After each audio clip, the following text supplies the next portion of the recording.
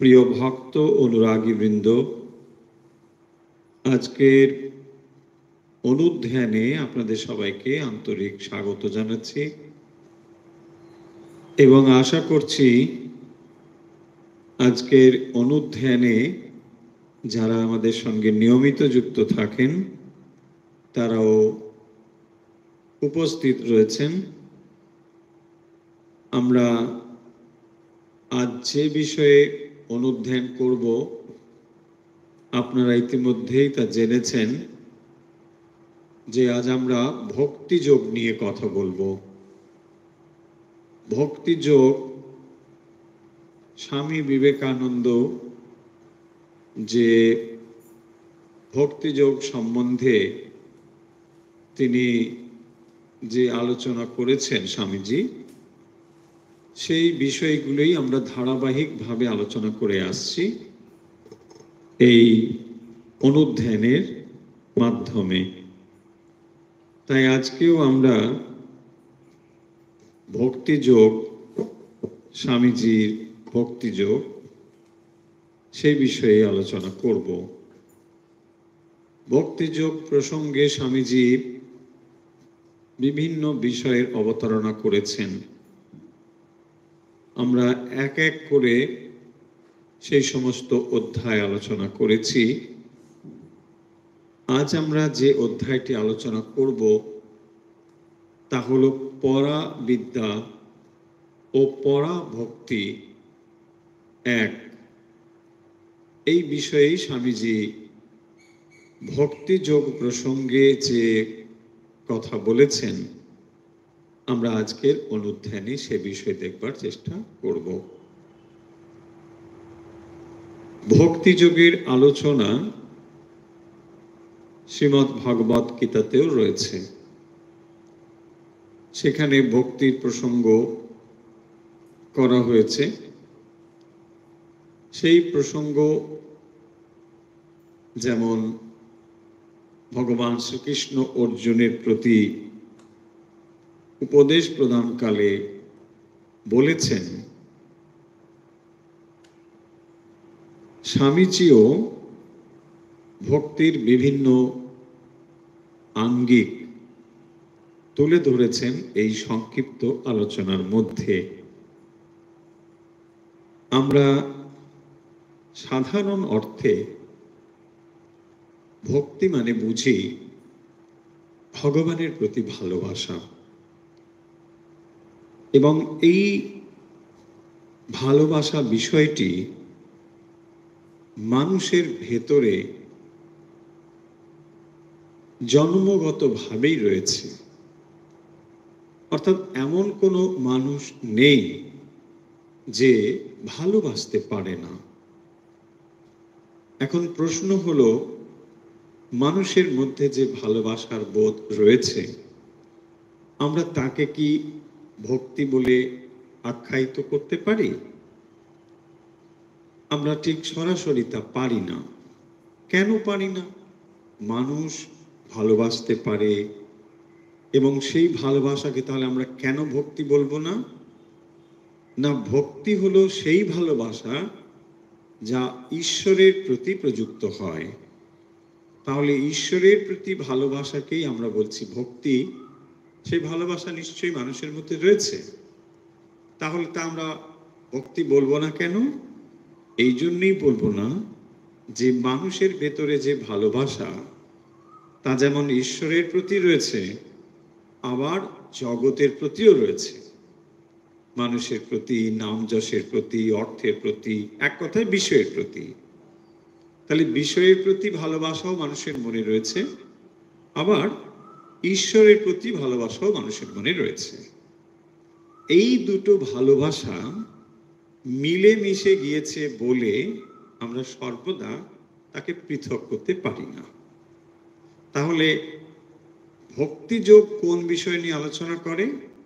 ভক্তিযোগ বলে মানুষের ভেতরে যে ভালোবাসার বোধ রয়েছে সেই ভালোবাসা বিষয় আসক্তি দ্বারা মলিন হয়ে রয়েছে বলে এইটিকে আমরা শুদ্ধ ভক্তি বা প্রেম বলতে পারছি না। তাহলে ভালোবাসা রয়েছে ভালোবাসাকে আমরা কেবল একটা দিক নির্দেশ করতে পারি। যে ভালোবাসা মানুষের ভেতরে রয়েছে তাকে যদি আমরা একটা ডাইমেনশন দিই, একটা দিক নির্দেশ করে দিই, তাহলে কিন্তু সেই ভালোবাসা ভক্তিতে রূপান্তরিত হতে পারে। এবং এই দিক থেকে দেখতে গেলে অন্যান্য পথের থেকে, অন্যান্য পথ মানে রাজযোগ, জ্ঞানযোগ, কর্মযোগ, এগুলোর তুলনায় ভক্তি কিন্তু সহজ। দেখুন, এই যুগে শ্রীরামকৃষ্ণ বহুবার বলেছেন, আপনারা কথামৃত পড়েছেন, যে ভক্তি হলো সহজ পথ। কেন সহজ পথ? না, মানুষের ভেতরে সেন্স অফ লাভ রয়েছে, মানুষ ভালোবাসতে পারে, কিন্তু সেই ভালোবাসা বিষয়ে আসক্তির দ্বারা মলিন হয়ে রয়েছে। সেই কারণের জন্যই তাকে পৃথক করবার জন্য ভক্তি যোগ একটি আলোচ্য বিষয়।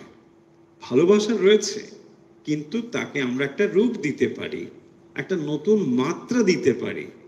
সেই মাত্রাটুকুই ভক্তি যোগের আলোচ্য বিষয়। আমরা বিভিন্ন বিষয় আলোচনা করেছি। আজ আমরা যে বিষয়টি নিয়ে কথা বলবো তা হলো পরাবিদ্যা এবং পরাভক্তি, এই দুটো বিষয়। কাকে বলে পরাবিদ্যা আর কাকে বলে পরাভক্তি? আসলে এই দুটোর মধ্যে কোনো তফাৎ আছে নাকি দুটো এক? এটি হলো আজকের আলোচ্য বিষয়। স্বামী বিবেকানন্দ ভক্তিযোগ প্রসঙ্গে বা ভক্তি যোগে তিনি এই বিষয়গুলো বিস্তারিত আলোচনা করেছেন। আমরা স্বামীজির কথাও একটু একটু করে পড়ব এবং সেটি বোঝার চেষ্টা করব। প্রথম শব্দ হচ্ছে পরাবিদ্যা। এ শব্দ আপনাদের নতুন নয়, যারা আমাদের নিয়মিত পাঠ শোনেন তারা নিশ্চয়ই পরাবিদ্যা জেনেছেন। কিভাবে জেনেছেন? দেখুন, সম্প্রতি আমরা যে মুন্ডক উপনিষদটি পড়ছি সেখানে দেখবেন প্রথমেই ঋষির কাছে প্রশ্ন তোলা হয়েছে যে কি এমন জিনিস আছে যা জানলে সব জানা হয়ে যায়, তাই না? এবং তার উত্তরে ঋষি কি বলেছেন? বলছেন যে হ্যাঁ, এরকম জিনিস আছে, তবে প্রথম আমি যেটা বলতে চাই সেটা হচ্ছে বিদ্যা দু রকমের আছে। এই বলে তিনি শুরু করলেন। সেখানে বলছেন পরাচ অপরাচ, পরাবিদ্যা এবং অপরাবিদ্যা। পরাবিদ্যা কাকে বলা হয়েছে? এক কথায় পরাবিদ্যা হলো আত্মজ্ঞান লাভের বিদ্যা, ব্রহ্ম বিদ্যা। আর অপরাবিদ্যা কি না, অপরাবিদ্যার মধ্যে আমরা দেখব যে বেদ এবং বেদাঙ্গকে বলা হয়েছে। বেদাঙ্গ মানে বেদের অঙ্গীভূত যেগুলো, কিন্তু বেদ নয়। বেদ একটি আলাদা, তার সঙ্গে বেদাঙ্গ, বেদ বেদাঙ্গ বেদান্ত বিদ্যা স্থানেভ্য এবচ, তাই না? তাহলে বেদ বেদাঙ্গ বেদান্ত। বেদ কি?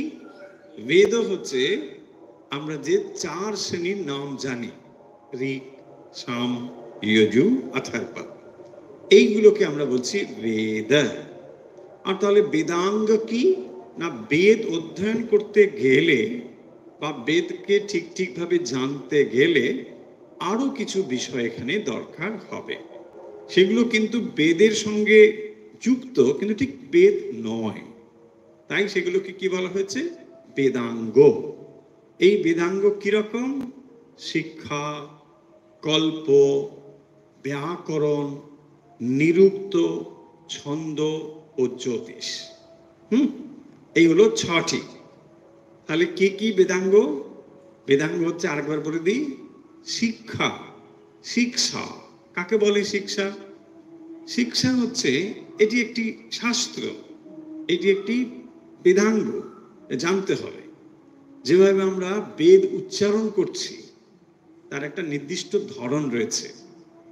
কিভাবে আমরা বেদকে উচ্চারণ করব।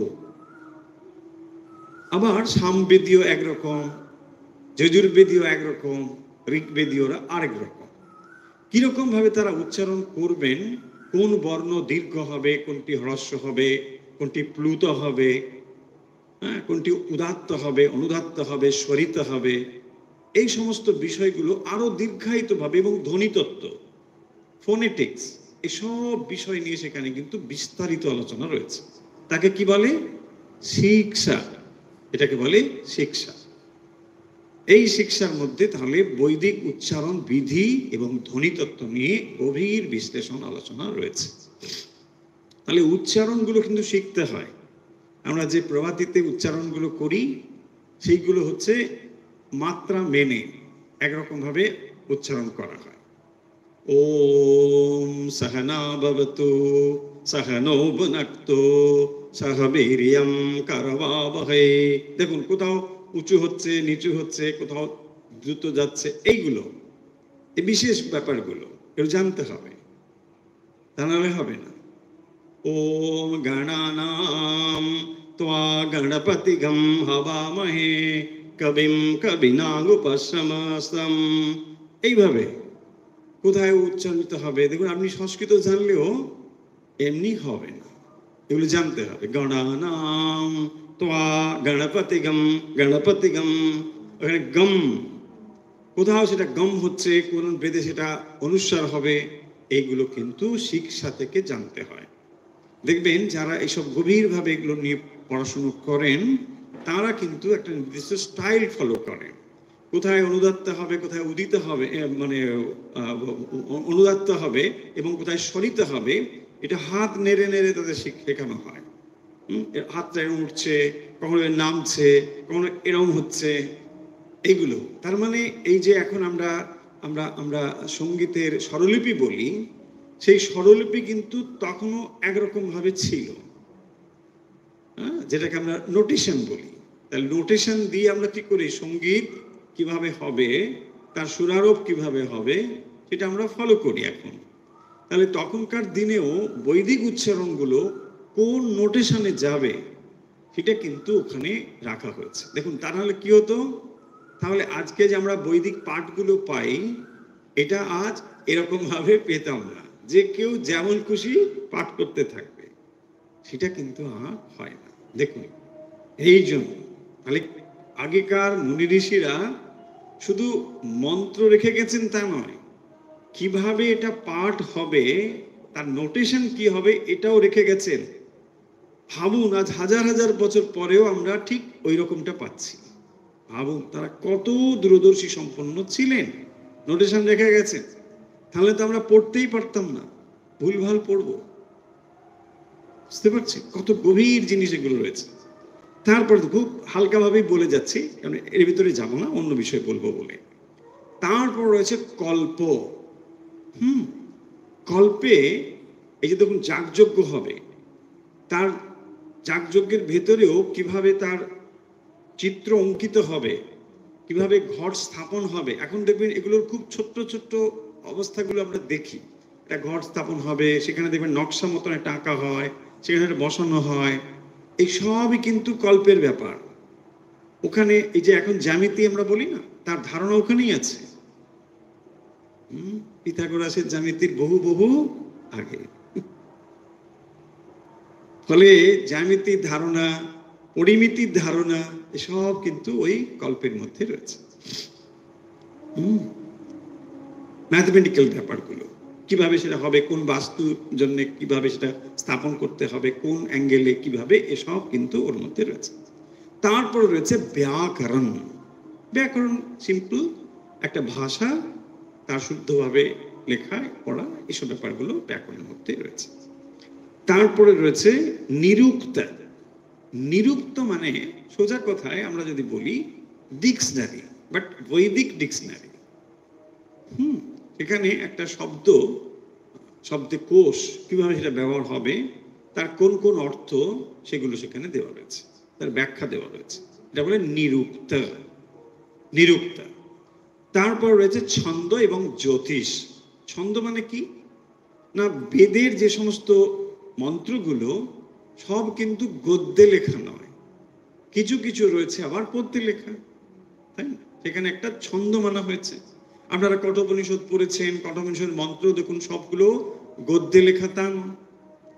আবার আপনি অন্য অন্য যখন পড়েছেন, যেমন আপনি মুন্ডক পড়ছেন, মুন্ডকের প্রথমের দিকে গুলো গদ্যে লেখা আছে কিছু কিছু, আবার কিছু পদ্যেও আছে। এই যে পদ্যে লেখা, সেগুলো একটা ছন্দ মেনে, একে বলা হয় ছন্দ, মিটার। অর্থাৎ কত অক্ষর ওপরে যাবে, নিচে কত অক্ষর যাবে, এইগুলো একটা ছন্দ। অনেক রকম ছন্দ রয়েছে, বিশেষ করে আমরা গায়ত্রী ছন্দ, আমরা যে মন্ত্র বলি না, ব্রাহ্মণ গায়ত্রী মন্ত্র উচ্চারণ করে, এটা আসলে মন্ত্রটির নাম হলো সাবিত্রী মন্ত্র। হ্যাঁ, সবিতা, সবিতা হলো সূর্যের নাম। তাই এই মন্ত্রটির মিটারের নাম হচ্ছে গায়ত্রী, গায়ত্রীর ছন্দের নাম। কিন্তু সেই ছন্দের নাম অনুযায়ী ওটা সকলেই এখন গায়ত্রী মন্ত্র বলে। আসলে মন্ত্রটি হলো সাবিত্রী মন্ত্র, গায়ত্রী এটা ছন্দের নাম। তাহলে এইভাবে একটা ছন্দের ধারণা আমরা পেতে পারি। তারপর রয়েছে জ্যোতিষ। জ্যোতিষ মোটামুটি আমরা একটা ধারণা জানি, গ্রহ নক্ষত্রের অবস্থান ইত্যাদি এই সমস্ত বিশ্লেষণ করা হয় জ্যোতিষ শাস্ত্রের মধ্যে। তাহলে এইগুলো জানলে তবে বেদ অধ্যয়ন করবার অধিকারী হয়। এইগুলো মোটামুটি আমরা বলবো যে মানে অপরা বিদ্যা। তাহলে পরাবিদ্যা কাকে বলে? পরাবিদ্যা হচ্ছে আত্মজ্ঞানের বিদ্যা। তাহলে যে বিদ্যার দ্বারা আমরা সরাসরি আত্মজ্ঞান লাভের দিকে যেতে পারি তাকে বলা হবে পরা। পরা শব্দের অর্থ কি? শ্রেষ্ঠ। এগুলো নিকৃষ্ট নয়, এই যে বিদ্যাগুলো বলা হলো এগুলো নিকৃষ্ট নয়, কিন্তু এগুলোর হায়ার ডাইমেনশন হচ্ছে পরা, তুলনায় নিকৃষ্ট। কিন্তু এগুলো যে দুচ্ছাই ব্যাপার তা না। তার মানে আপনি অপরাবিদ্যা না জানলে পরাবিদ্যা লাভের আকাঙ্ক্ষাই তৈরি হবে না, তাই না? মজা হচ্ছে এখানে। সেই জন্য বিদ্যা বলা হচ্ছে পরাচ অপরাচ, দুটো বিদ্যা। যদি অপরাবিদ্যা আপনি না জানেন তাহলে পরাবিদ্যা লাভের আকাঙ্ক্ষাই তৈরি হবে না, ইচ্ছেই তৈরি হবে না। যে মানুষটা খেতে পাচ্ছে না তাকে যদি আপনি বলেন চলো একটু ধ্যান করি, বলছে তুমি রাখো তোমার ধ্যান, আমার ধ্যান হচ্ছে একমাত্র খাদ্য, তাই না? তোমার ভগবান আমার চাই না। তাহলে দেখুন, অপরাবিদ্যা যখন আপনাকে পরিপূর্ণ অবস্থায় পৌঁছে দেবে তখনও আপনার ভেতরে সেন্স অফ ইনকমপ্লিটনেস থাকবে, যে I am not complete although I have taken all the knowledge. No, তবু আপনার ভেতরে একটা সেন্স অফ ইনকমপ্লিটনেস থাকবে। তখনই আপনাকে যে বিদ্যা সাহায্য করতে পারে তাকেই বলা হচ্ছে পরাবিদ্যা। তাহলে আত্মজ্ঞান লাভ না হলে কিন্তু আপনার পরিপূর্ণতা আসবে না। বাট ওখানে পৌঁছতে গেলে অপরাবিদ্যাই দরকার। তাহলে অপরা এবং পরা দুটো মিলেই আপনার জীবন পরিপূর্ণ হতে পারে। তাহলে একটাকে বাদ দিলে হবে না। আশা করি আমরা এই পর্যন্ত আলোচনা থেকে পরা এবং অপরা সম্বন্ধে একটা ধারণা করতে পেরেছি। এবারে চলে আসুন স্বামীজি কি কথা বলছেন তার দুটো লাইন পড়ে নিয়ে। উপনিষদ পরা এবং অপরা নামক দুইটি বিদ্যা পৃথকভাবে উল্লেখ করিয়াছেন। যে কথা আগে বলছিলাম একদম পরিষ্কার, বলছে দুটো বিদ্যা বলেছেন, একটা পরা আর একটা অপরা। আর ভক্তের নিকটে এই পরাবিদ্যা ও পরাভক্তিতে বাস্তবিক কিছু প্রভেদ নাই। কি বললেন স্বামীজি? তাহলে একটি হলো উপনিষদের জ্ঞান, উপনিষদ মানে জ্ঞানের পথ, তাই তো? উপনিষদের মধ্যে চরম জ্ঞান রয়েছে। তাহলে জ্ঞানের পথে একটাকে বলছে অপরাবিদ্যা আর একটাকে বলছে পরাবিদ্যা। অর্থাৎ জাগতিক বিষয় লাভের জন্য যে জ্ঞান, জাগতিক যে জ্ঞান তাকে আমরা বলবো অপরাবিদ্যা, আর আত্মজ্ঞান লাভের যে বিদ্যা তাকে বলবো পরাবিদ্যা। এই হলো সোজা কথা। এখন স্বামীজি বলছেন যে যেমন তাহলে জ্ঞানের মধ্যে দুটো ক্লাসিফিকেশন পরা এবং অপরা বললাম, একই রকম ভাবে ভক্তেরও তাই পরাবিদ্যা আর এখানে পরাভক্তি। তাহলে বিদ্যা মানে জ্ঞান, তাহলে জ্ঞানের দৃষ্টিতে পরা এবং অপরা, আবার ভক্তির দৃষ্টিতে এখানেও পরাভক্তি অপরাভক্তি, এই দুটো। তাহলে অপরাভক্তি কাকে বলে একটু জেনে নি। কাকে বলে অপরাভক্তি? ভক্তির আবার দুটো, একটা অপরা একটা পরা। পরা মানে হলো শ্রেষ্ঠ, আগে বলা হয়েছে। তাহলে ভক্তি যদি অপরা এবং পরা হয় একে কিভাবে আমরা দেখব? অপরা মানে হচ্ছে সোজা কথায় বৈধী ভক্তি, বিধিবাদীয় ভক্তি। দেখুন, ভক্তিতে আমরা বহুবার এই কথাগুলো বলেছি যে ভক্তিতে ভক্তি যেমন চূড়ান্ত অবস্থায় যখন আমরা পৌঁছই তাকেও বলে ভক্তি, আবার যখন ভক্তি আপনি অনুশীলন করছেন তাকেও বলে ভক্তি। কিন্তু দুটো ভক্তির তফাৎ আছে। আপনি স্কুলে বই নিয়ে ভর্তি হয়েছেন, সবে যাওয়া শুরু করেছেন, আপনাকেও ছাত্র বলবে, বলছে হ্যাঁ স্কুলে যায় তো ছাত্রই। আবার যখন আপনি ধরুন একদম ভালো রেজাল্ট করে ফার্স্ট ক্লাস পেয়ে বেরোচ্ছেন, তখন আপনাকে কি বলবে? ছাত্রই বলবে। কিন্তু দুটো তফাৎ আছে না? আপনি যবে শুরু করেছেন বই নিয়ে যাচ্ছেন তখন আপনাকে ছাত্র বলে, তাই না? ছাত্রের লক্ষণ হচ্ছে ছত্র, কিন্তু আগেকার দিনে ছাতা নিয়ে যেত।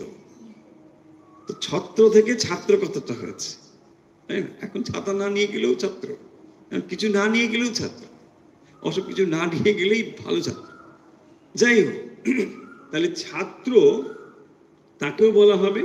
তার মানে যখন আপনি ভজনা করছেন আপনি ভক্ত, ব্যাস। আপনি একটু যাওয়া শুরু করেছে, একটু মন্দিরে যাচ্ছেন, একটু মঠে যাচ্ছেন, একটু ভক্ত সময় খেয়ে না ভক্ত, তাই না? আপনি ভক্ত। আবার দেখুন আপনি অগ্রসর হয়েছেন, অনেক সাধন ভজন করে খানিকটা অগ্রসর হয়েছেন, তখন আপনাকে কি বলা হবে? না, তো ভক্তই। তাহলে ভক্ত শুরু থেকে তাকেও আমরা বলবো ভক্ত, অগ্রসর হলেও তাকে আমরা বলছি ভক্ত। ঠিক একই জিনিসই বলা হচ্ছে, শুরুতে যিনি যে পথ অবলম্বন করে অগ্রসর হচ্ছেন তাকেও বলছি ভক্তিপথ, আবার যখন চূড়ান্ত অবস্থায় পৌঁছেছেন তখনও তাকে বলছি ভক্তি। কিন্তু দুটোকে আমরা আলাদা নাম দিচ্ছি। কি না, শুরুর দিকে আমরা বলবো বৈধী ভক্তি, আর ওটা যখন একদম চূড়ান্ত পরিপক্ক অবস্থা আসবে তাকে আমরা বলবো পরা ভক্তি। এই হলো দুটো জিনিস। কেন বৈধি বলবো? দেখুন এই কথার মধ্যেই উত্তর রয়েছে। বৈধি মানে কি না, বিধিযুক্ত ভক্তি, বিধিযুক্ত ভক্তি, কিন্তু সেটা বিধিযুক্ত। বিধি মানে নিয়ম, অর্থাৎ কতগুলো নিয়ম আমি মানছি। কি?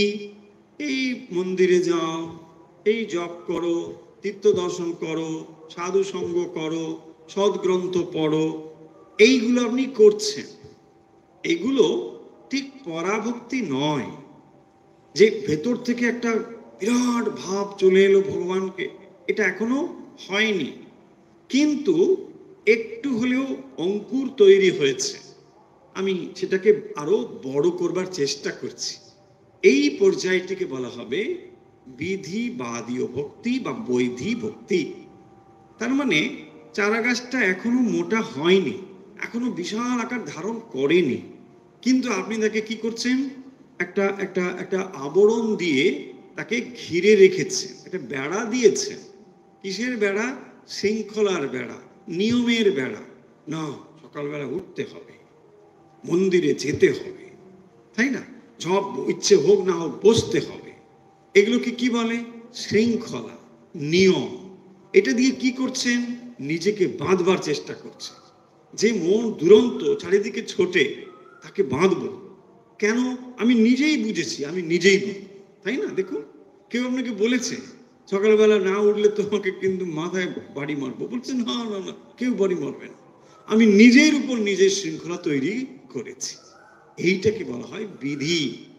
দেখুন, অন্তরে যখন সেই গভীর প্রেম ভগবানের প্রতি হবে তখন হয়তো আর এত বিধির দরকার হবে না। কিন্তু বিধি প্রথমের দিকে যদি মনে করি যে বিধি মানবো না, তাহলে অপরাধ হবে। তাই বিধি অতিক্রম করবার জন্য বিধি দরকার। হ্যাঁ, দেখুন আপনি যখন মিলিটারিতে যাবেন সেখানে দেখবেন কি শৃঙ্খলার ভিতরে প্রথম প্রথম, না? কিন্তু আবার ওরাই দেখবেন অন্য সময় যখন খুব সিনিয়র টিনিয়র হয়ে গিয়েছে অতটা হয়তো মানছে না, কিন্তু তারা জানে দরকার হলে কিন্তু সঙ্গে সঙ্গে ওইটা জানে, কারণ ওই ট্রেনিংটা ভেতরে আছে। হয়তো অন্য সময় একটু রিল্যাক্স করছে, দাঁড়িয়ে আছে, কিন্তু দরকার হলে সঙ্গে সঙ্গে। তার মানে শৃঙ্খলাকে অতিক্রম করতে গেলে একটি শৃঙ্খলা দরকার। নিয়মের পাড়ে যেতে হলে নিয়ম দরকার। এই জন্যই ভক্ত সাধক সে ইচ্ছে করে একটা বিধির বন্ধন তার ভেতরে সে রাখে, যে না আমি এটা করবই। কেন না এই বিধির দ্বারা সে বিধির পারে যাবে বলে। তাহলে যে কথা বলা হচ্ছিল যে বিধিবাদীয় ভক্তি আর পরাভক্তি, তাহলে পরাভক্তি মানে না যখন এই বিধির শৃঙ্খলগুলো আর দরকার হচ্ছে না। শ্রীরামকৃষ্ণ এক্সাম্পল দিয়েছেন যে যত সময় পর্যন্ত হাওয়া হচ্ছে না তত সময় কি করছে, পাখাটাকে, মানে আগেকার দিনে তো ওই পাখা দিয়ে হাওয়া করতে হতো, বলছেন যে পাখা দিয়ে হাওয়া করছে, তারপরে যখন হাওয়া এমনিতেই শুরু হলো পাখাটা রেখে দিল, তাই না? তার মানে দেখুন বিধিবাদীয় ভক্তি, তার জন্য ওই হাওয়া দিয়ে পাখা দিয়ে হাওয়া করছে। যখন দেখলো যে না উত্তরে হাওয়া বেশ সুন্দর দিচ্ছে বা দক্ষিণে হাওয়া সুন্দর দিচ্ছে, তখন কি হবে, আর দরকার নেই, রেখে দাও। এই তার মানে দেখুন যখন অন্তর থেকে গভীর ঈশ্বরীয় ভালোবাসা তৈরি হবে, অলরেডি হয়ে গেছে, তখন আর বিধি না মানলেও চলবে। কিন্তু ওই অবস্থাতে যদি না মানি তাহলে ভুল হবে, তাহলে ভেতরে যেটুকু ছিল তাও যাবে। শ্রীরামকৃষ্ণ এটাকে বারবার বুঝিয়েছেন যে দেখো চারা গাছ যখন রয়েছে তখন তাকে বেড়া দিতে হয়, নাহলে ছাগল গরুতে খেয়ে ফেলে। তার মানে দেখুন সামান্য একটু স্ফুলিঙ্গ হয়তো দেখা দিয়েছে আপনার ভেতরে, একটু ভক্তি হয়তো জেগেছে, কিন্তু তাকে যদি আপনি সুরক্ষিত না করেন তাহলে কিন্তু খুব দ্রুত সেটা কিন্তু অন্যত্র চলে যেতে পারে, তাই না?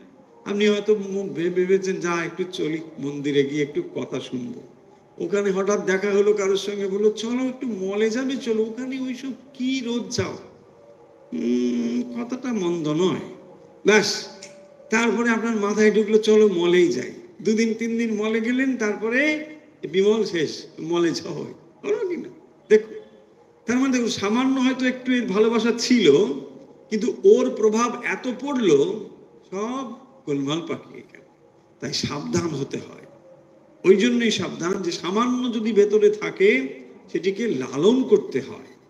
আগুন দেখুন একটু অল্প আগুন, কিন্তু এই আগুন একদিন বিশাল হবে, কিন্তু তাকে একটু রক্ষা করতে হবে। যখন অল্প একটু আগুন, অল্প একটু স্ফুলিঙ্গ, তার সামনে যা যা হয় একটু তুলো, একটু এটা ওটা একটু ভালো কিছু দিয়ে আগুনটাকে রক্ষা করতে হবে।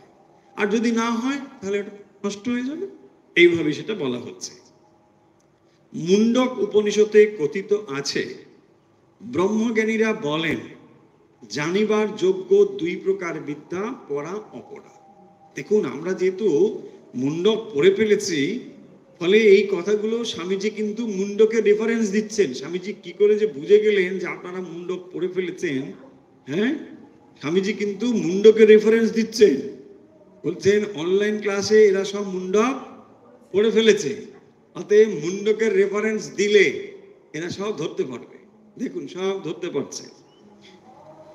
তার মধ্যে অপরা বিদ্যা ঋগ্বেদ, যজুর্বেদ, সামবেদ, অথর্ববেদ, শিক্ষা বিদ্যা, কল্প, যজ্ঞ পদ্ধতি, ব্যাকরণ, নিরুক্ত, তাদের অর্থ যে শাস্ত্রের যা আমরা একটুকে বললাম জানা দরকার, ছন্দ, জ্যোতিষ আর পরাবিদ্যা তাহাই যাহা দ্বারা সেই অক্ষরকে জানিতে পারা যায়। যে কথা আগে বলা হলো, প্রথম প্যারাতে স্বামীজি এই কথাটি বলে দিচ্ছে যে মুন্ডক উপনিষদে পড়া অপরাবিদ্যার কথা বলা হয়েছে, আর ভক্তিতে অপরাভক্তি পরাভক্তির কথা বলা হয়েছে। পরিষ্কার?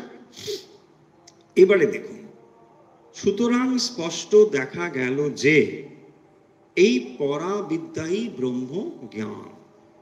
তাহলে পরাবিদ্যা মানে হলো ব্রহ্ম জ্ঞান। ব্রহ্ম জ্ঞানকে পরাবিদ্যা বলা হয়েছে। দেবী ভাগবতে পরা ভক্তির এই লক্ষণগুলি পায়। এবারে স্বামীজি পরা ভক্তির কথা বলছেন। তাহলে পরাবিদ্যা সম্বন্ধে হলো আত্মজ্ঞান বিষয়ক যে জ্ঞান, তাকে বলবো পরাবিদ্যা। এছাড়া বাকি সবই হচ্ছে অপরাবিদ্যা। কেবলমাত্র নিজেকে জানার যে বিদ্যা তাকে বলা হবে পরাবিদ্যা। বাকি যা কিছু সবই কিন্তু অপরাবিদ্যা। পরিষ্কার? এবারে স্বামীজি বলছেন পরাবিদ্যার লক্ষণ কি। তাহলে পরাবিদ্যা নয়, পরাভক্তির লক্ষণ কি। তাহলে ভক্তি দুরকম হলো, একটা অপরা বললাম যাকে আমরা বৈধি ভক্তি বলছি, আর একটা হলো উল্টো দিকে পরাভক্তি, মানে এই ভক্তি যখন সর্বোচ্চ অবস্থায় পৌঁছচ্ছে তাকে বলা হবে পরাভক্তি। সেটা কি স্বামীজি কি বলছেন দেখো। বলছেন তৈল যেমন এক পাত্র হইতে পাত্রান্তরে ঢালিবার সময় অবিচ্ছিন্ন ধারায় পতিত হয়, তেমনি মন যখন অবিচ্ছিন্ন ভাবে ভগবানকে স্মরণ করিতে থাকে তখনই পরাভক্তির উদয় হইয়াছে বুঝিতে হইবে। কি বললেন আরেকবার বলে দিই। স্বামীজি তো খুব শুদ্ধ বাংলায় বলেছেন, মানে এই অনুবাদটা এইভাবে, তেল যখন একটা পাত্র থেকে আর একটা পাত্রে ঢালা হচ্ছে, নিশ্চয়ই তেলের ঢালা আপনারা লক্ষ্য করেছেন, জলের ঢালার থেকে তেলের ঢালার তফাৎটা কি। একটা এখানে তো জলও বলতে পারতো, আপনি যখন এক পাত্র থেকে আরেক পাত্রে জলকে ঢালেন, তফাৎ হচ্ছে জলের মধ্যে বিচ্ছিন্ন ভাব থাকে, মানে জলটা ঢেলে দিলেন আবার ঢাললেন, আবার ছাড়া ছাড়া ভাব থাকে। তেলের ধারার সঙ্গে তফাৎ হইল, মানে এর তফাৎ তৈল ধারা বলা হয়। এর তফাৎ হচ্ছে যে এখানে অবচ্ছিন্ন ভাবে চলছে, হ্যাঁ, মানে কন্টিনিউটি আছে, উইদাউট এনি ব্রেক, এই হলো তফাৎ। তাহলে এই উদাহরণটি এখানে দিয়ে বলছেন এক পাত্র থেকে যখন অপর পাত্রে তেলটাকে ঢালা হচ্ছে তখন যেমন অবচ্ছিন্ন ভাবে উইদাউট এনি ব্রেক এই যেমন ধারাটা চলতে থাকে, ঠিক সেই রকম ভাবে মন যখন অবিচ্ছিন্ন ভাবে ভগবানকে স্মরণ করিতে থাকে। দেখুন তাহলে উদাহরণটা দিয়ে ডেফিনেশন কত সুন্দর, যে যখন এক পাত্র থেকে অন্য পাত্রে তেলটাকে ঢালা হচ্ছে তখন কোনো ছেদ থাকে না, একদম কন্টিনিউটি আছে, অন্য কোনো কিছু ঢুকে পড়ছে না, একদম ফ্লো চলছে, তেলটা আর একটা পাত্র থেকে আরেকটা পাত্রে চলে আসছে, কোনো ব্রেক নেই, কোনো কিছু ডিসকন্টিনিউটি নেই, চলে আসছে। এইরকম ভাবে আপনার মনের ফ্লো মানে থটস, মন মানে কি, আপনি যখন চিন্তা করেন থটস, তাহলে আপনার মনের চিন্তা প্রবাহ ঠিক এইরকম ভাবে যদি অবিচ্ছিন্ন ভাবে ভগবানকে চিন্তা করতে পারে, তাকেই তখন বলা হচ্ছে পরাভক্তির উদয় হয়েছে। বোঝা গেল? তাহলে আমরা যে স্তরে রয়েছি আর পরাভক্তির যে স্তর, নিশ্চিত রকম তফাৎ বুঝতে পারবো। আমরা কি করি, একটু ভগবানের চিন্তা করছি তো আবার একটু চলে গেল, তাই না, এই যা কোথায় চলে, তাই না, আবার টেনে নিয়ে আসতে হচ্ছে। হ্যাঁ, তার মানে আমাদের দড়ি টানাটানি খেলাটা চলছে, চলে গেল চলে গেল চলে গেল, আবার ধরো ধরো ধরো ধরো। ফলে এই যে ব্যাপার, এইটাকে আমরা কি বলছি না, অপরাভক্তি। তাহলে ভক্তি এখনো পরিপক্কতা পায়নি, এটা কিন্তু ভক্তি। দেখুন এটাও ফেলে দেবার জিনিস নয়, এই অবস্থাটা লাভ করতে গেলেও যথেষ্ট খাটতে হবে, কিন্তু তবুও আরো উচ্চ উচ্চ অবস্থা রয়েছে। সেটাই বলছেন যে এই অপরাভক্তি আর পরাভক্তি মানে যখন ফ্লোটা কন্টিনিউটি থাকবে একদম, হয়তো আপনি এমন চিন্তা করছেন 5 মিনিট হয়তো সম্বিতি নেই, আরে কি ব্যাপার, কখন কে কি বলছো বুঝতেই পারছি, এই ঈশ্বরের চিন্তায় আপনি এতটা মগ্ন হয়ে গেছে, ফ্লো এত গভীর ভাবে রয়েছে, পারিপার্শ্বিক অবস্থা ভুলে গিয়েছে, সময় ভুলে গিয়েছে। এই অবস্থা যখন হবে তাকে বলা হবে পরাভক্তি। সেই অবস্থা এখানে এক্সাম্পল দিচ্ছেন, অবিচ্ছিন্ন অনুরাগের সহিত ভগবানের দিকে হৃদয় ও মনের এরূপ অবিরত নিত্য স্থিরতায় মানব হৃদয়ে সর্বোচ্চ ভগবত প্রেমের প্রকাশ। কি বলছেন স্বামীজি? অবিচ্ছিন্ন অনুরাগের সহিত। দেখুন এবারে শব্দটা আবার একটু অন্যরকম হয়ে গেল। কি বলছেন? অবিচ্ছিন্ন অনুরাগের সহিত। আচ্ছা, ভগবানের কথা বললেন যে ভগবানকে স্মরণ করা, আগে বলা হলো অবিচ্ছিন্ন ভাবে ভগবানের স্মরণ যদি হয়, তেল যেমন এক পাত্র থেকে আরেক পাত্রে হয়। যিনি ভগবানকে শত্রুভাবে ভাবেন, তিনিও ভগবানকে চিন্তা করছেন, কিন্তু সেখানে বৈরী ভাব আছে, সেখানে কিন্তু অনুরাগ শব্দটা নেই। তফাৎটা বুঝতে হবে। যিনি ভগবানের শত্রুভাবে ভাবছেন, তাহলে যখন আপনি প্রিয়জনের চিন্তা করেন সেখানে থেকে অনুরাগ, আর অপ্রিয় লোকের যখন চিন্তা করেন, নিশ্চয়ই করেন, মন জুড়ে ওটাই থাকে। দেখবেন মানুষ যদি যাকে অপছন্দ করে, মন জুড়ে সেই থাকে। তাহলে ভগবানকে যদি আমি অপছন্দ করি, তাহলে কি আমার হৃদয়ে ভক্তি হবে? বলছে না না, ভগবানের প্রতি অনুরাগ থাকতে হবে। সেই জন্য বলছেন অবিচ্ছিন্ন অনুরাগের সঙ্গে ভগবানের দিকে হৃদয় ও মনের এইরকম অবিরত ও নিত্য স্থিরতা মানব হৃদয়ে সর্বোচ্চ ভগবত প্রেমের প্রকাশ। তাহলে ভগবানের প্রতি এই যে অবিচ্ছিন্ন অনুরাগ, তীব্র ভালোবাসার ভাব, এইটিকে বলা হয়েছে ভগবত প্রেম। আর সকল প্রকার ভক্তি কেবল পরাভক্তি, রাগানুকা ভক্তির সোপান মাত্র। সোপান মানে সিঁড়ি, ধাপ, একটার পর একটা পৌঁছনো। বাকিগুলোকে তাহলে এটা বলা হলো কি না, ভক্তির সর্বোচ্চ অবস্থা। ভক্তির সর্বোচ্চ অবস্থা হচ্ছে পরাভক্তি। এবং পরাভক্তি হলে কি হয়? পরাভক্তি হলে ঈশ্বরীয় চিন্তা মনকে আচ্ছন্ন করে রাখে, সর্বদাই সেই চিন্তা চলতে থাকে, আর অন্য কোনো চিন্তা নেই। শ্রীরামকৃষ্ণ জিনিসটিকে কতভাবে সহজভাবে বোঝানোর চেষ্টা করেছেন। বলছেন দেখো, যখন দাঁতের ব্যথা হয়, তার দাঁতের দিকেই মন থাকে। তাহলে দেখুন, তখন আপনার যত চিন্তা সব কিন্তু দাঁতকে কেন্দ্র করি।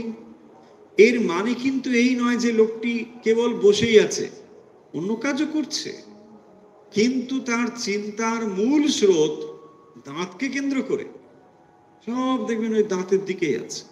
কখন হয়তো করছে, করছে, এটা করছে, কিন্তু দাঁতে চিন্তা আছে। তাহলে ভগবানের প্রতি এই রকম যে আন্তরিক চিন্তার প্রবাহ, তাকেই বলা হচ্ছে পরাভক্তি। তো এই যে পরাভক্তি আর অন্য প্রকার ভক্তি, এই পরাভক্তির সোপান মাত্র। অন্য প্রকার ভক্তি মানে এই যে বৈধি ভক্তি।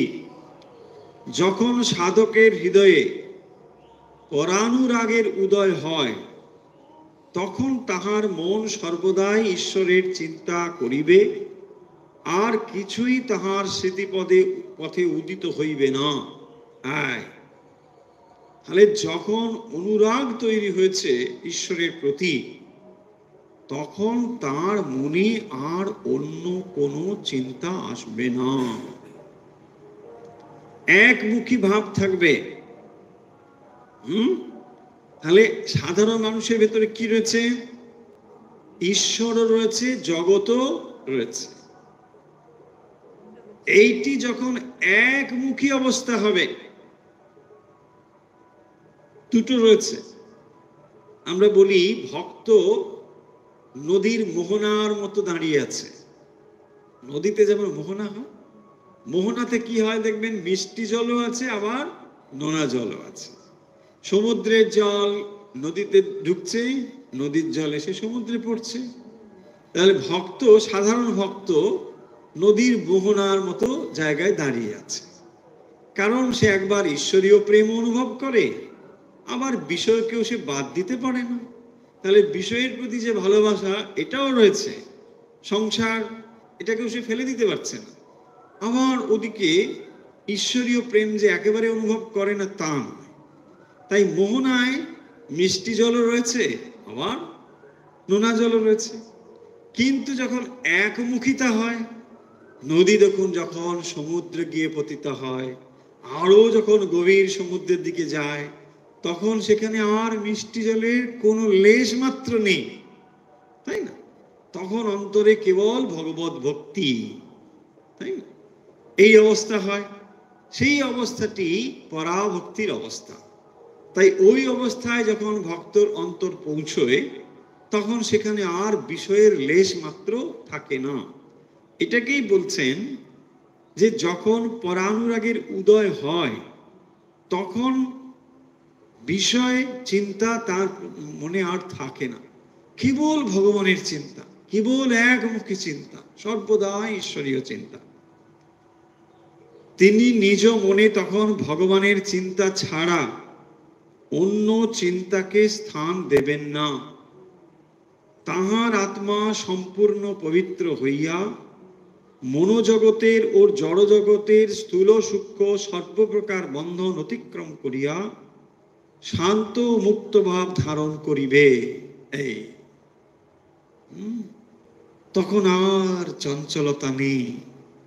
মোহনার কাছে দেখুন জলের কি চঞ্চলতা, কি ঢেউ, কি প্রবাহ। কিন্তু যখন সমুদ্রের ভেতরে জল প্রশান্ত, সেখানে আর ঢেউ নেই, কারণ সমরস প্রাপ্ত হয়েছে, ভগবত সত্তার সঙ্গে সে এক অনুভব করছে। তাই সেখানে আর গতি নেই, ছটপট নেই, চঞ্চলতা নেই, কেবল শান্ত, কেবল আনন্দ। ওই অবস্থা হচ্ছে সেখানে। তাই এইটি এখানে বলছেন যে তার আত্মা সম্পূর্ণ পবিত্র হইয়া মনোজগতের ও জড়জগতের স্থূল সূক্ষ্ম সর্বপ্রকার বন্ধন অতিক্রম করিয়া শান্ত মুক্ত ভাব ধারণ করিবে। এরূপ লোকই কেবল ভগবানকে নিজ হৃদয়ে উপাসনা করিতে সমর্থ। দেখুন, এই কথাটি খুব গুরুত্বপূর্ণ। তাহলে যখন তার অন্তর কেবলমাত্র ঈশ্বরের চিন্তায় পরিপূর্ণ রয়েছে, তখন মনোজগৎ এবং জড়জগতের অর্থাৎ সমস্ত বস্তুর আকাঙ্ক্ষা থেকে সে মুক্ত হয়েছে এবং মন ও বিষয় চিন্তা থেকে মুক্ত হয়েছে, শান্ত হয়েছে। ওই অবস্থা যখন হয়, কেবল তখনই ভক্ত নিজ হৃদয়ে ভগবানকে উপাসনা করতে সমর্থ হয়। তার আগে অবধি তাকে নানা রকম প্রতীকের সাহায্য নিতে হয়। তাহলে যত সময় পর্যন্ত আপনি অনুষ্ঠান পদ্ধতি, এই ফুল তুলুন, পুজো করুন, একটু ধূপ দিন, ওখানে একটু এই দিন ওই দিন, এসব কি? এগুলো হচ্ছে অনুষ্ঠান বিধি, একটা অনুষ্ঠান মানছেন।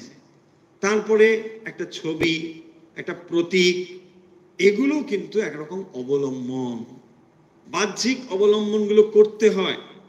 করতে করতে যখন মন আরো আরো উচ্চ অবস্থা প্রাপ্ত হয়, তখন এই প্রতীকগুলোর আর দরকার হয় না।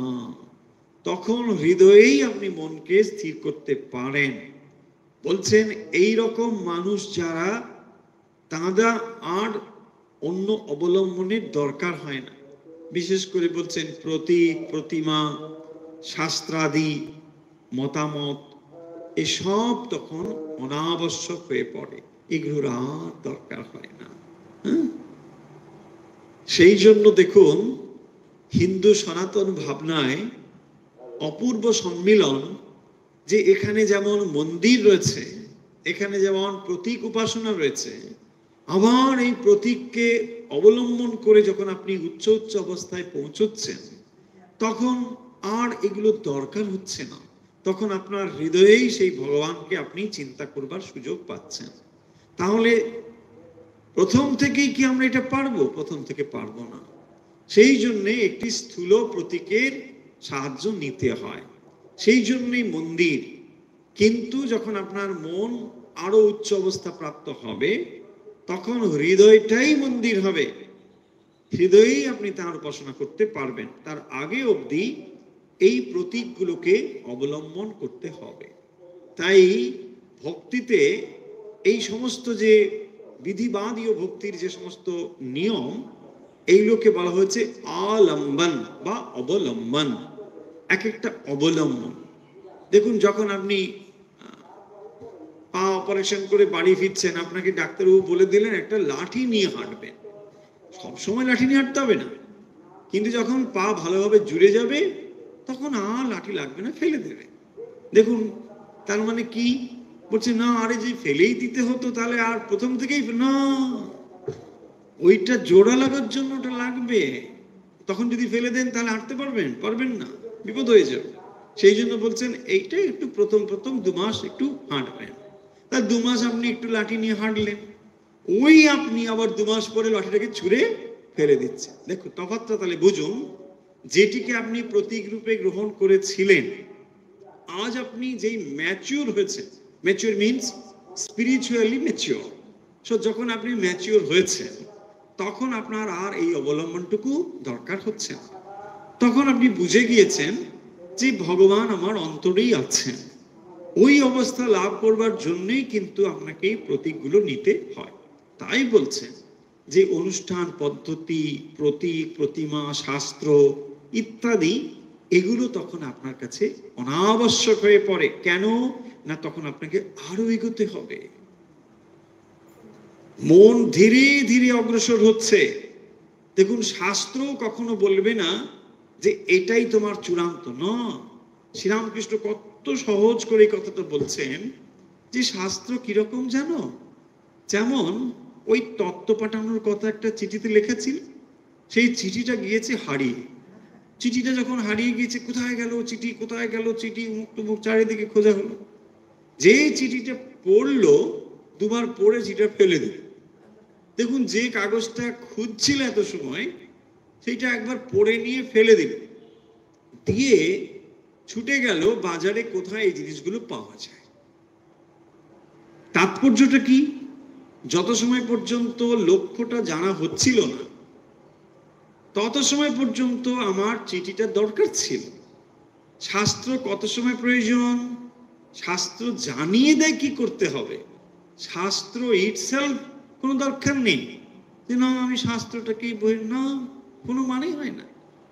শাস্ত্র একটা জিনিসকে নির্দেশ করে, শাস্ত্র নির্দেশিত পথে গমন করাই লক্ষ্য। তাই শাস্ত্রের কথাগুলো পড়ে শাস্ত্রটাকে ছেড়ে দিয়ে এগোতে হবে। এটাই বলছেন যে তখন এগুলো অনাবশ্যক হয়ে পড়ে, উহাদের দ্বারা তাহার আর কোনো উপকার হয় না। দেখুন, আর কোনো দরকার নেই। আমি বারবার আপনাদের অনেক সময় উদাহরণটা দিয়েছি, পোল ভল্টের উদাহরণ দিয়েছি। একটা বড় লাঠি থাকে, সেটাকে নিয়ে দৌড়ে যায়, গিয়ে কি করে, ওর এক প্রান্ত ধরে আর এক প্রান্তে একটা খুব জোরে আঘাত করে, দিলে পরে ওটা খুব জোরে একটা দড়ি থাকে, তাকে ক্রস করে ওপারে গিয়ে পড়ে। পোল বল খেলা। দেখুন মজাটা কি, যখন ওই চাপ দিয়ে একটা শক্তি দূরে গিয়ে পড়বে, যখনই ও দেখছে যে দড়িটা ক্রস করছে, সঙ্গে সঙ্গে ওই স্টিকটাকে ফেলে দিতে হবে। ওটাকে যদি ধরে রাখে তাহলে কিন্তু দড়িটাকে ক্রস করতে পারবে না। তাহলে একটা পয়েন্ট পর্যন্ত যখন আপনার গতিটাকে বাড়িয়ে দেওয়ার জন্য লাঠিটা দরকার, তখন তাকে ব্যবহার করুন, কিন্তু ওর মধ্যে সীমাবদ্ধ থাকলে চলবে না।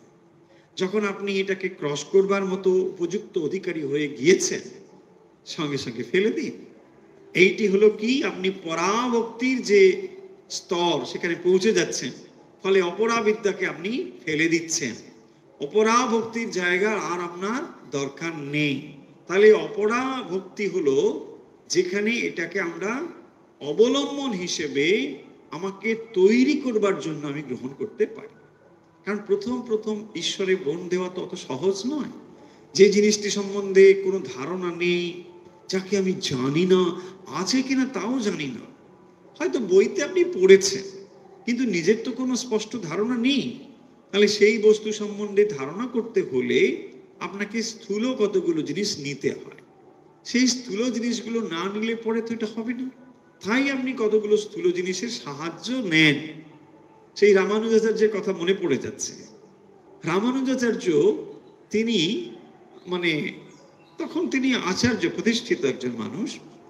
তিনি ছোট ছোট মূর্তি মানে রোজ সকালে সেগুলোকে পরিষ্কার করেন, পুজো করেন, মূর্তি টুর্তি রেখেছেন। একজন বলছেন যে আচ্ছা, এই মূর্তি টুর্তিগুলো আপনি ঈশ্বর বলে মানেন, এগুলোকে পুজো করছেন, কি ব্যাপার? আপনি একজন আচার্য, আপনি জ্ঞান লাভ করেছেন। তো তখন তিনি বলছেন, দেখো তোমার প্রশ্নের উত্তর আমি দেবো, তুমি একটা কাজ কর। কি না, এখন আমার যজ্ঞের সময় হয়েছে, তুমি যদি একটু মানে আগুন নিয়ে আসো তাহলে ভালো হবে। তখন তিনি বলতে ঠিক আছে, আমি আগুন নিয়ে আসছি বলে উনি একটু পরে একটা কাঠ নিয়ে হাজির হয়েছেন, মানে খানিকটা পোড়া কাঠটা নিয়ে আসছে। কি ব্যাপার, তোমাকে বললাম আগুন নিয়ে আসতে। বলছে না, আমি আগুন এনেছি, এর মধ্যেই আগুন আছে। বলছে হ্যাঁ, কাঠের মধ্যে তো আগুন আছেই, কিন্তু আমি তো তোমাকে বললাম আগুন আনতে, তুমি কাঠ নিয়ে কেন এলে? বলছে না, আগুন আমি এমনি কি করে নিয়ে যাব, কাঠ ছাড়া তো আগুন নিতে পারবো না। বলছে দেখো, ঠিক একই রকম জিনিস, কাঠের মধ্যে তো আগুন আছে, কিন্তু যখন বহন করতে হয়, এক জায়গা থেকে এক জায়গায় নিয়ে যেতে হয়, তখন একটা অবলম্বনের দরকার হয়। তাই তুমি কাঠের ভেতর এটাকে নিয়ে এসেছো। তাহলে ভগবান সর্বত্র আছে, কিন্তু তাকে যখন স্থূলভাবে দেখতে চাই, তখন আমাকে একটা অবলম্বন নিতে হয়। আমি তাই এই মূর্তিগুলোকে সেবা করি, ক্ষতি কি করি? কত সুন্দর উত্তর।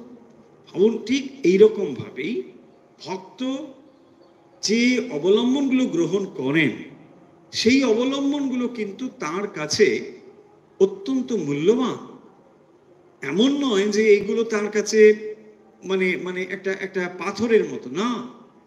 ভক্ত যখন তাকে সেবা করেন, সেটা আর পাথর তিনি দেখেন না, জীবন্ত একটা অবস্থা দেখেন। যখন তিনি বাণলিঙ্গের পুজো করছেন, শালগ্রাম শিলায় সেবা করছেন, তখন কিন্তু সেটাকে তিনি আর পাথর বলে দেখেন না। স্বয়ং মহাদেব দেখছেন, স্বয়ং বিষ্ণুকে দেখছেন, এভাবেই তো করেন। এবং এইভাবে তার সেবা করেন বলেই যখন এই ভাব তার অন্তরে প্রকট হয়, তখন তাকে আর এই স্থূল অবলম্বনগুলো নিতে হয় না। ওই অবস্থায় কিন্তু সে তখন এটাকে অতিক্রম করে যেতে পারে। তাহলে এটি হলো যে যে ভক্তি, পরা এবং অপরা ভক্তির যে অবস্থা। আমাদের সময় শেষ হয়ে আসছে। এই জিনিসটিকে স্বামীজি কনক্লুড করেছেন কিভাবে, সেটা আমরা দেখব। তাহলে আমরা আরেকবার কথাগুলোকে সমাপ্ত করে নিই। চারটে জিনিস মূলত আজকের আলোচনার মধ্যে রয়েছে। একটি হলো কি, পরাবিদ্যা, একটি হলো অপরাবিদ্যা, এইটাকেই আবার ভক্তির দিক থেকে অপরাভক্তি আর পরাভক্তি এটা বলা হয়েছে। তাহলে জ্ঞানের দিক থেকে ভাগ করলে একটাকে বলবো অপরাবিদ্যা আর একটাকে বলবো পরাবিদ্যা। সেটিকে যখন আমরা ভক্তির অ্যাঙ্গেল থেকে দেখব, তখন বলবো অপরাভক্তি আর পরাভক্তি। স্বামীজি যেটি বলতে চেয়েছেন এই এই চ্যাপ্টারে, তা হলো পরা ভক্তি এবং পরা বিদ্যা এক। এটাই তিনি মানে আজকের এই আলোচনা থেকে কনক্লুড করবেন। তাহলে পরা বিদ্যা মানে কি, জ্ঞানের চূড়ান্ত অবস্থা, আর পরা ভক্তি মানে কি, ভক্তির চূড়ান্ত অবস্থা। এই দুটোকে তিনি এক বলেছেন। দেখা যাক শেষ প্যারাতে তিনি কি বলছেন। সাধারণ মানবীয় ভালোবাসা যেখানে প্রতিদান পায়, সেখানেই বৃদ্ধি পায়। দেখুন, এবারে স্বামীজি একেবারে কনক্লুড করছেন এই দুটো আলোচনা করে দেবার পরে। সাধারণ মানবীয় ভালোবাসা যেখানে প্রতিদান পায়, সেখানেই বৃদ্ধি পায়। যেখানে প্রতিদান না পায়, সেখানে উদাসীনতা আসিয়া ভালোবাসার স্থান অধিকার করে। তাহলে জাগতিক যে ভালোবাসা, সেখানে একটা প্রতিদান, একটা প্রত্যাশা থাকে। সেই প্রত্যাশা জিনিসটি না থাকলে ধীরে ধীরে এটা কিন্তু ম্লান হয়ে যায়। অবশ্য মুখে বলে লোকে, আমি না অন্তর থেকে ভালোবাসি। আসলে একটা প্রত্যাশা তো আছেই। সেই প্রত্যাশা যদি জাগতিক কোনো বস্তু লাভ নাও হয়, নিজের ভেতরে আনন্দের বোধ, এটাও ভালোবাসার একটা দিক, প্রত্যাশার দিক। তার মানে তোমাকে ভালোবেসে আমি আসলে সুখী হই। তুমি নয়, কিন্তু আমি সুখী হই। লক্ষ্য করুন, তোমাকে ভালোবেসে আমি সুখী হই, তাহলে আমার সুখী হওয়াটাই ভালোবাসার মূল বিষয়। এটি হচ্ছে জাগতিক ভালোবাসা।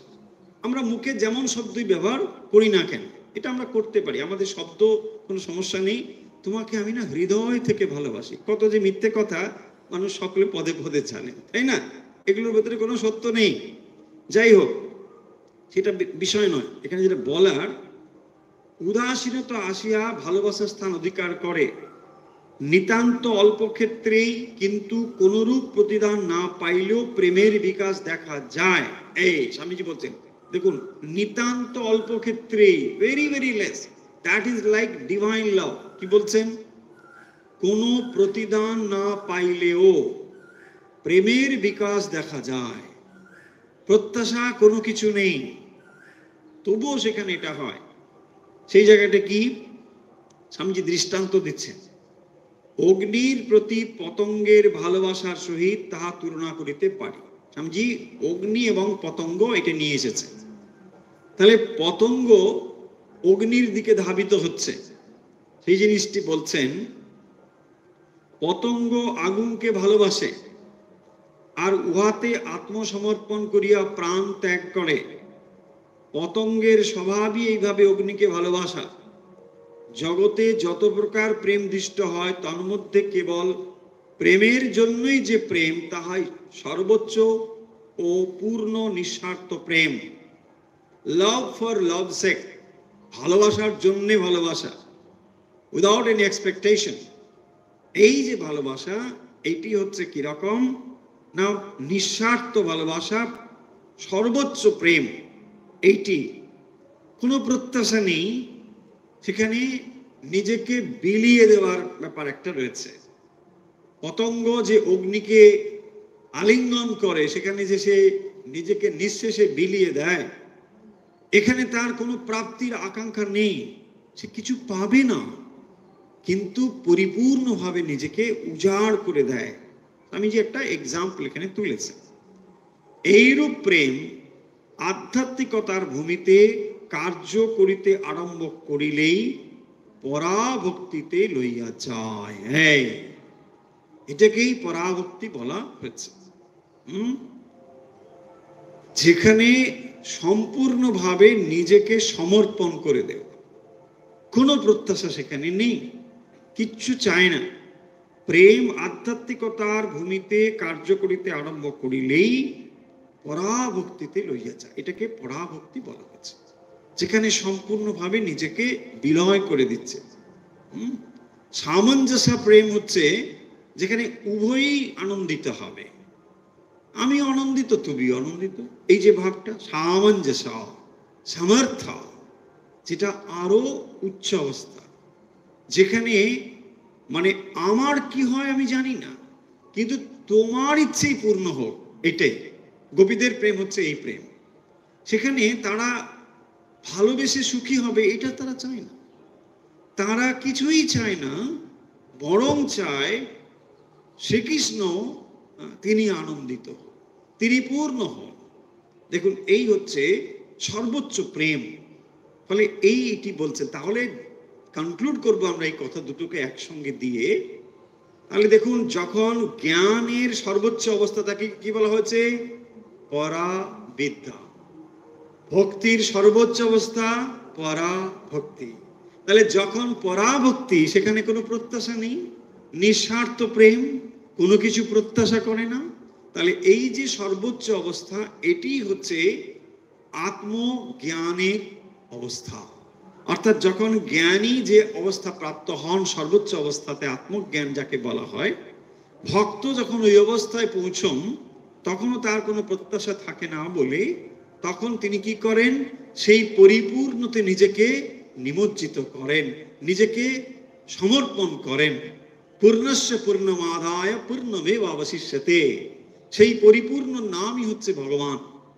আর তাতেই নিজেকে সম্পূর্ণভাবে সে বিলয় করে দেয়, নিঃশেষে সেখানে সব সমর্পণ করে দেয়। তাহলে আধ্যাত্মিক প্রেম হলো যেখানে নিজেকে প্রেমাস্পদের হৃদয়ে সমর্পণ করে দেওয়া। সম্পূর্ণভাবে নিজের বিলয় হয়ে যাওয়া, আমার বলে আর কোনো ব্যবধান না থাকা। দেখুন, জ্ঞানের এই কথাই বলা হয়েছে।